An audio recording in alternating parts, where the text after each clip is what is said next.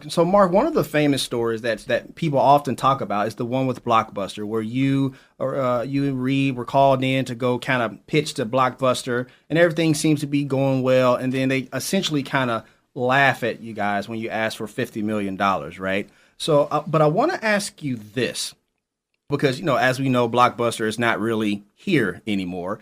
But what I want to ask you is this: if you and Reed were on the opposite end and you were on Blockbuster's side, what is it that would have seen to say, you know what, we need to move forward? I guess basically what I'm asking is, what did Blockbuster miss about Netflix at that time? Because clearly it worked, right? But what were they missing?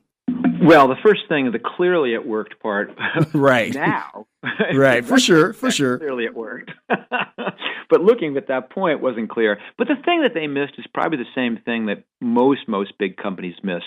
And what they missed is they knew, or they were pretty confident that eventually movies were going to be distributed in a way other than over a counter at a Blockbuster store. Mm-hmm. But they got caught up in the same thing that every successful company gets caught up in, which is we don't need to deal with that now. In fact, we don't want to distract ourselves by getting caught up in that now. Gotcha. Why do we want to take our best people and put them onto a business which at the best would maybe create 1% of our revenues? We should have our best people on the core business.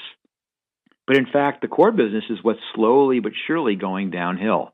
Right. And what they missed is that this was the future, and they should have bet everything on it, even at the expense of somehow making their current business a little bit less powerful. And that's a really hard thing to do. But listen, that's great news for all the entrepreneurs in your audience, that all these big established companies are very vulnerable because you're going to come after them doing something that they can't do, or something they won't do, or something that they're scared to do. And that's what makes it so exciting these days to be an entrepreneur.